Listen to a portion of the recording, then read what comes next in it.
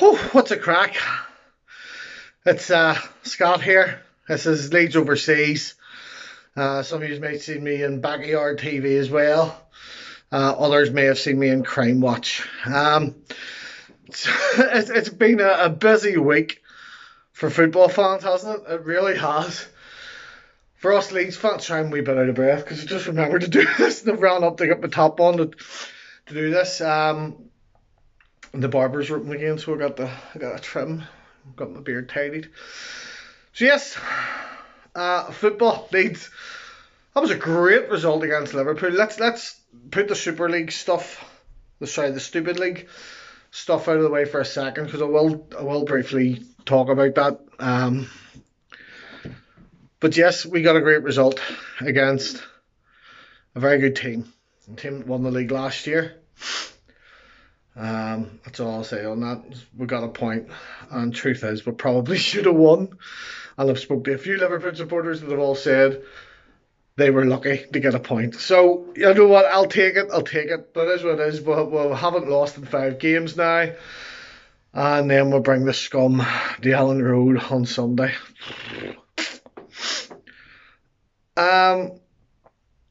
I don't know what to expect from this match because obviously the leg at Old Trafford, they absolutely wrecked us. They showed a massive gulf in the quality of ability in the team. We now know Rodrigo is 100% unfit. Still. Rafinha is doing a late fitness test. There's no likeliness he's not going to be fit to play. Forshaw's injured again. Surprise. Okay. I don't want to come in this one all sounding defeatist and all. I'll say this, I'm not expecting us to go out there and wreck them. Could it happen? Probably, yeah, it's us. It could happen. Could we get beat 6 again? Yeah, it could happen. Could we beat them 6? Yeah, it could. When it comes to Leeds and Man United, what we need is that passion. Sorry, scum. Sorry, I didn't mean to say that. Apologies. So when it comes to this match, I will always back my team, and I'm going to say 100% we can beat the scum, and I'm saying that we can walk away beating them, maybe 3-1. I'll say that's what I'm going to go with to back them. But I want to touch briefly on this Super League stuff because my mind's changed several times before I decided to go and educate myself and read a few things.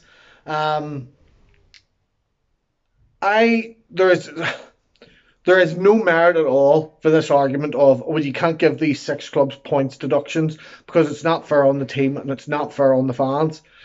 They had nothing to do with it. The manager had nothing to do with it, right? That is a view.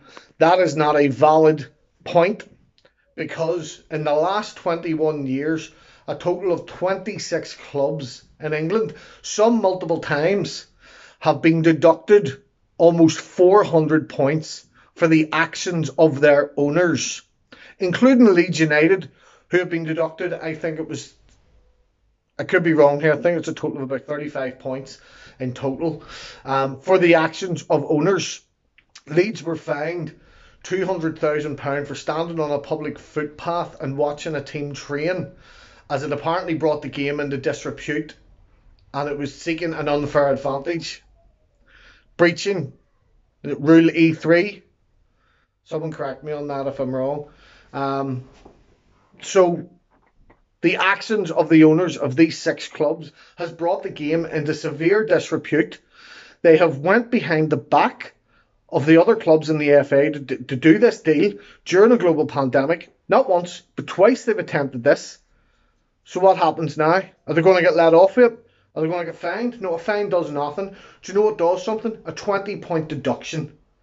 That would teach them a lesson. That would teach everyone a lesson to say, never do it again. Then once the punishment's dealt out, we need to get new rules in place at a government level to prevent these things happening again.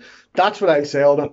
If you don't agree with me, that's fine. Everyone You know, opinions are like arseholes. Everyone has one. Unfortunately, some of you are a really big opinion. um, but look, the fact of the matter is the FA must deduct points. It's in their own rules. They must deduct points from the Despicable Six. That's it.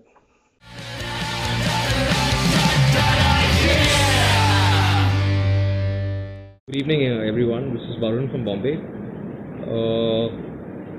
Great, confusing week. Felt really hollow before the game against Liverpool. And although the game, I was really excited until Friday or so, and suddenly with that ridiculous news coming out, I think everything just felt really flat, and it seemed like all the hard work that the team had done and the club had done to get back to the Premier League was going to result in a hollow victory. So it's just really disheartening, the whole situation until then. But the match was excellent. I think we totally deserved the point. We could have won it at the end as well. The second half, we absolutely dominated Liverpool. We didn't let them out of their half whatsoever. I felt Llorente was class on Monday, and it was pretty heartening to see that there is hope for the underdog again, for teams to organically come up and play the kind of football that we're playing, and it's just really uplifting to know that this ridiculous Super League is not happening anymore, and we can focus on the game at hand, which is versus Scum. Last time I was really pumped up for this game, but quite embarrassing scoreline. Although I think we played pretty well. Going forward, the result kind of probably flattered them, or maybe it didn't flatter them. Maybe we could have scored one or two more goals to make it a little more even. But I think this time it's a much more different story. Our defense looks much better, and we're having a settled back four. It's we have a lot better chance at this game than the last one.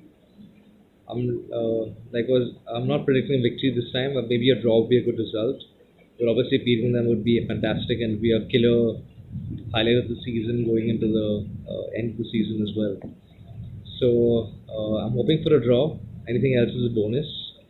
It'd be absolutely killer to shut these guys up and put them back in their place. And I hope that the last few results of the seasons can be really encouraging, so we can start the next season on a very high note. And from there, you never know where it can take us. Cheers.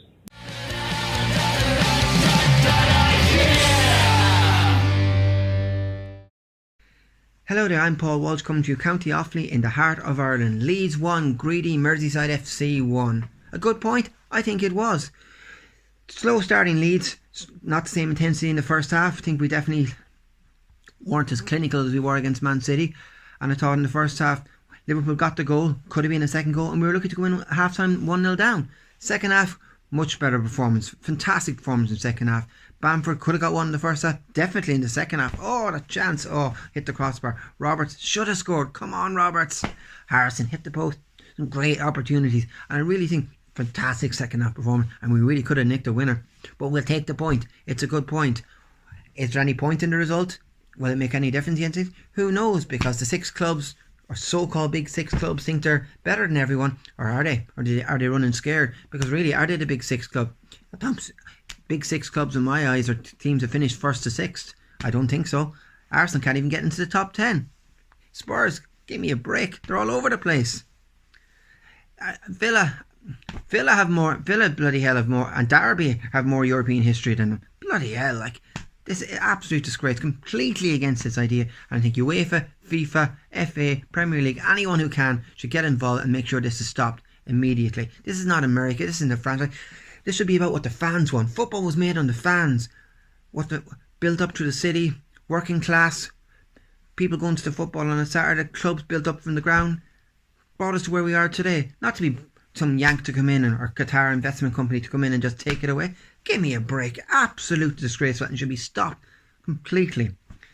So, but anyway, it was a good, back to the match. I thought it was a good, great second half performance from Leeds. I thought Strike, brilliant when he came in. Did very well instead of Cooper. I thought the Llorente had a great game. He's really growing in stature. Really, really is. Really growing in stature. I thought Alioski was poor in the left hand side, a bit better in the second half, but then he got substituted. I just didn't think he was great tonight. Again, Harrison did much better in the second half, and Leeds got more of a foothold in the game. Bamford was much better in the second half. Just they got, as the game went on, they grew in confidence, and definitely was a great second half performance and a good point. Moving on to the War of the Roses. I don't care what happens. Like, we can't, looking at the War of the Roses, Leeds and Manchester United, the history, everything that goes with it.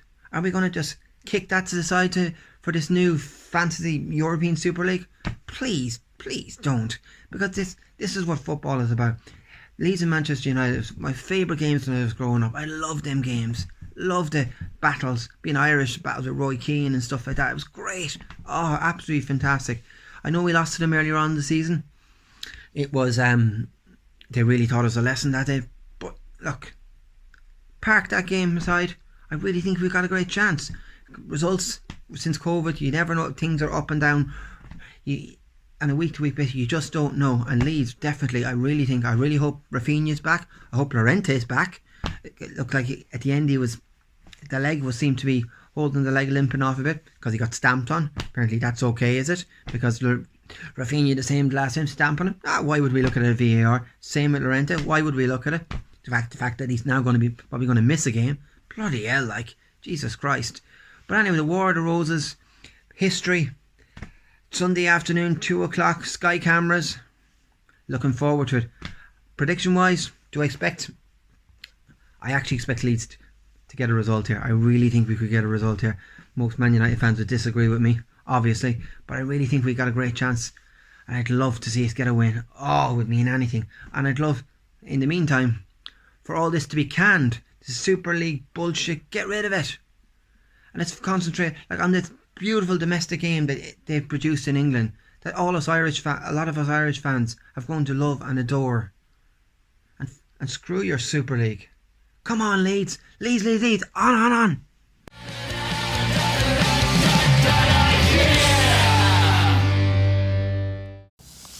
What's going on, Roaring Peacock? Alex here with another video, a review of Liverpool and a preview of Manchester United. Review of Liverpool, I thought it was a good game under the conditions of a complete,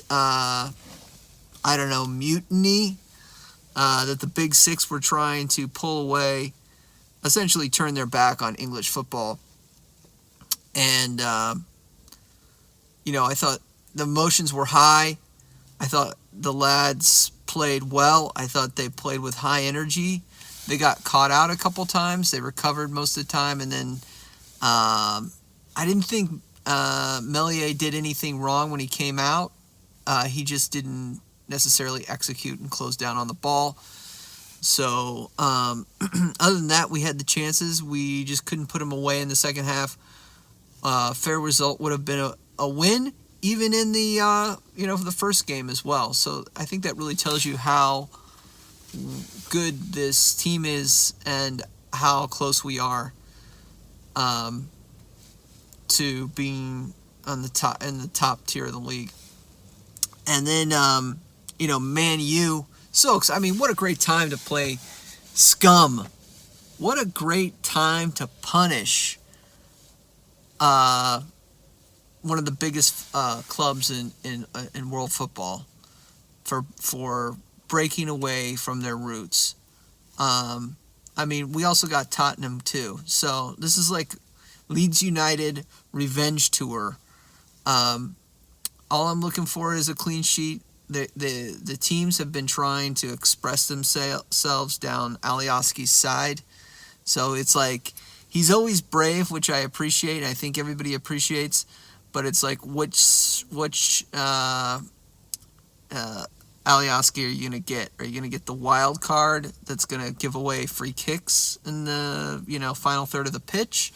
Or are you going to get somebody that threads a pass down the midfield to Dallas for a winner? So it's just you got to keep rolling with him because he's got a good personality and plays with the game. But it's tough for him, I think, to match up against maybe a Dan James or a Marcus Rashford. So just keep the clean sheet mentality. I like Struijk. I like Diego Llorente. We haven't let in more than a goal in any of the past 4 or 5 games. So obviously Diego's been a huge addition. He's been coveted by Marcelo for a few years, I guess even back in the La Liga. And then, final point is we have to punish the Big Six. The Big Six cannot go unpunished. I mean, that's an abusive relationship. If you just have someone and there's no punishment, it's an abusive relationship. So, sanctions, diversifying the ownership of the clubs. I mentioned in the U.S. they have something called salary caps for teams. So putting a salary cap on the Big Six, like they can't pay their player. They have a total combined salary. They can't pay their players more than, I don't know, $200 million, 200 million euro, pounds, whatever it is. Or, also I've seen where they take away draft picks in the United States, so you can't get an influx of youth. So maybe it's something like you have zero transfers this summer. So there's got to be some sort of punishment. A points reduction, I think, is in order. It's tough. You can't make it too harsh because, man, that was, the players and the coaches had no idea that the ESL was even coming. So, I mean, that was super awkward. They left all these managers to do their press conferences. They had no idea how to comment on it. So, the whole thing's messed up, but they do need to be punished. This is the second time that they've tried to break away. The first time that was Project Big Picture. So second time in 9 months since we've been in the Premier League. Are they scared of the Whites? Are they scared of Leeds? They better be. Leeds. On.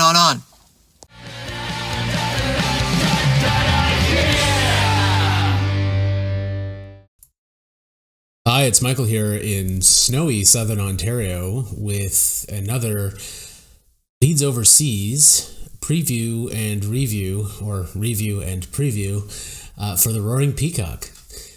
So, it's been a while. I was unable to produce a video for the last one, but all of my Leeds Overseas colleagues have done a wonderful job keeping up with everything while I was unable to.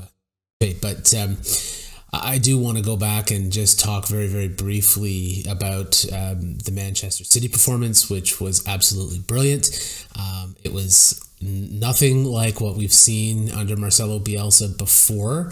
And, it's incredible because, Bielsa says that he doesn't ever practice, scenarios of being a man down, which I suppose makes sense because we don't actually have, poor discipline under Bielsa, and it's the first time this season that we've been a man down. So I get that, but at the same time, he did almost anticipate this idea that we would be under siege, apparently. And the story coming out of training is that they sort of practiced doing a different kind of man marking system where they were switching markers and preparing to sort of be back more and counterattack a bit more. And it just really shows how brilliant Marcelo Bielsa really is to anticipate that kind of thing and then have it actually play out as he anticipated, although for perhaps a different reason with the sending off. It's really remarkable. But the performance, the defensive effort, and the fact that it wasn't just a defensive effort, but whenever we got the ball, we tried to move with it, as we always do. It wasn't pure counterattacking. We tried to do what we could do. Yes, we certainly sat, in a low block for, longer periods of the match by necessity, which is certainly not something that we do. We didn't press the same way, but we still had a right go at it. And the fact that Dallas can burst from midfield into that position to score in added time is, we know what this club is capable of. We know what these players are capable of. We know that what their fitness levels are. but it's still remarkable every time it happens, and I just really couldn't be prouder of them for that. This is, of course, meant to be a review of the Liverpool match and a preview of what's coming up against Scum.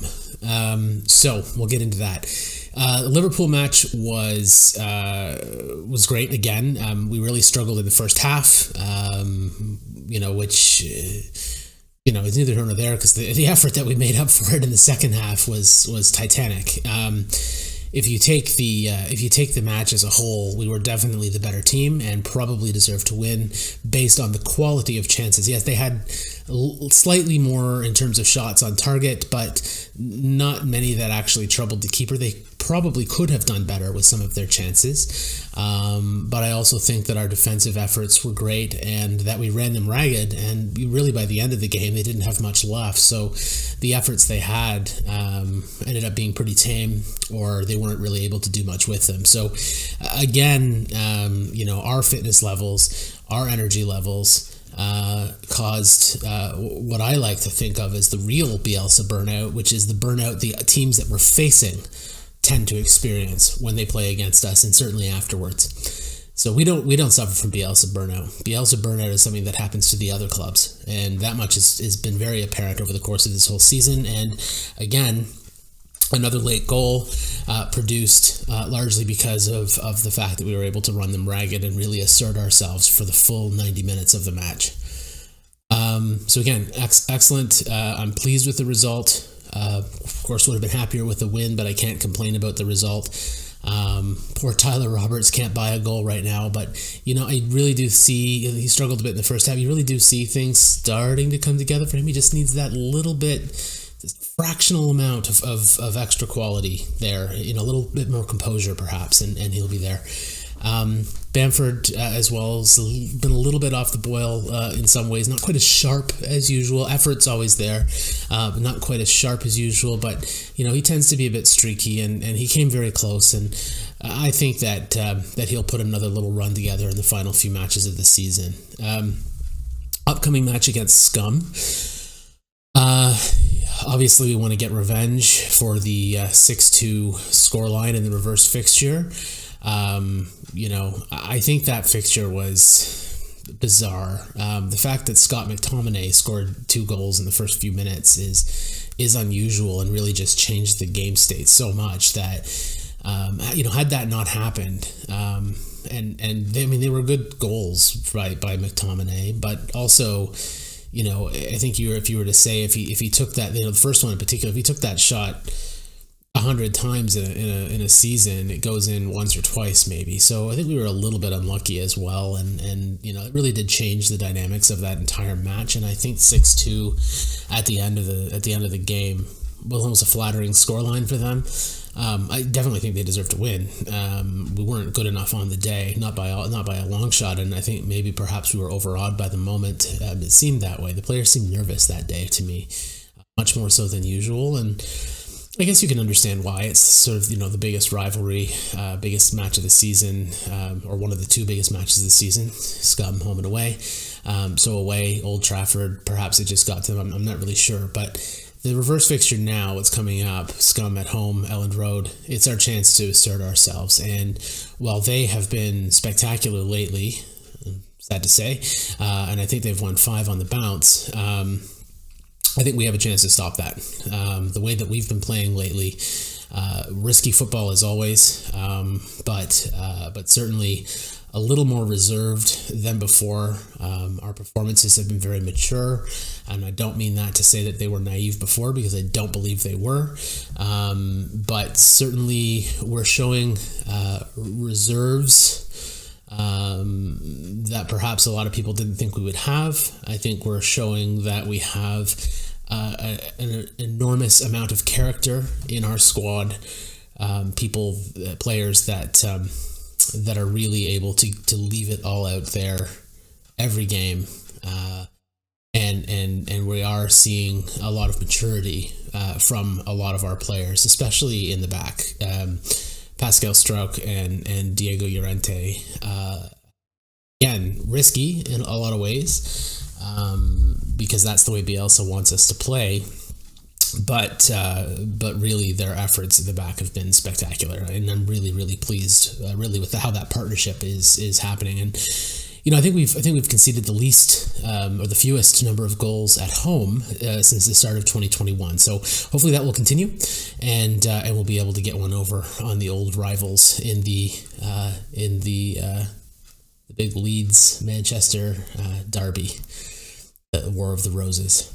All right. Enjoy the match. Most of our stats come from LUFC Stats or LUFC Data on Twitter. A very special thanks to Barney Stewart Cook, Ewan and Howard Metcalf, Josh Pearson, Laura, Leon and Rob, The Light Show, and all our family and friends. So many games to play, don't care what's on your mind.